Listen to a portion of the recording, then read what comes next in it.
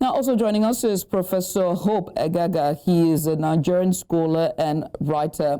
Professor Eghagha, how did you receive the news of the demise of the elder statesman? Let's start there. Of course, we do know that anyone who has life will ultimately leave the earth. And at 97, it could have been any time. However, it still came as a shock because I heard in the most uncertain manner that he had passed. I last spoke with him in January, and he had been managing his health. One thing I admired about him was that in spite of his health, his age, he had a very sharp memory. He could recall events that happened 30 years ago, 40 years, 50 years ago. He was very articulate till the very last. All right. So when the news came to me from a former wife of his that Papa had passed, of course, she was in tears. At 97 years, anybody could go, but we still expected him to be around and speak on national issues, speak on issues about the South, about the minorities. He was a national leader. In fact, we see him as a field marshal on South-South affairs. He's gone, and it will be very difficult to replace him. And I mean, as you're talking about, the fact of how much he's contributed and how difficult it is just to accept that he's gone, what would you remember him for personally? Edwin Clark will be remembered for his forthrightness on all issues. His attempt to build a consensus in the South, Southern Nigeria. His ability to reach out to persons from all across the country. On his contact list, you have people from Sokoto, from Kano, from Yoruba land, everywhere. He related with everybody. And he didn't care whose act was God's, as long as he spoke the truth.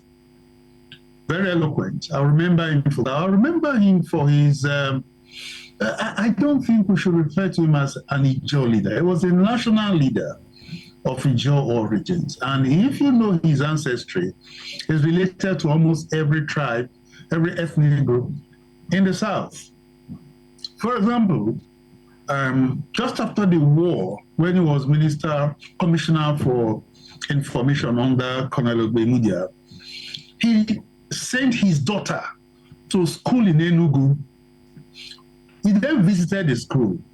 And his daughter could have attended Federal Government College Warri or St. Teresa's in Ogeli. No. He said, as part of reconciliation, he sent his daughter to school in Enugu, Queen's College, and then he visited. When he arrived there, he saw the rundown nature of the school, went back to Benin, and with the aid of his boss, he put together furniture items, all kinds of things, and they were shipped to Enugu to help the school. He did that. And it was when General Gowon saw how good he was, how patriotic he was, how efficient he was, that he requested his help to join the federal cabinet as Federal Commissioner for Information, as they were then called. So he left a legacy. We remember him for being articulate about Southern issues, using a national platform. He spoke about Nigeria, the survival of Nigeria. He challenged leaders at the federal level, at the national level, at the local level, if he thought that they were not living up to expectations. So he was not a tribal leader, he was a national leader who made his contribution. As Federal Minister for Information, he also served the country very well, although under the military.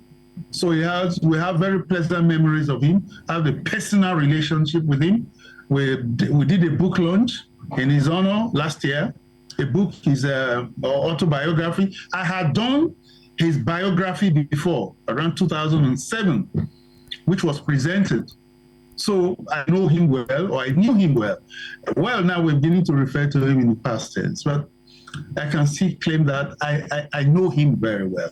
And he was passionate about Nigeria. He was passionate about all issues in Nigeria. And he was the oldest of the Troika, those three brothers.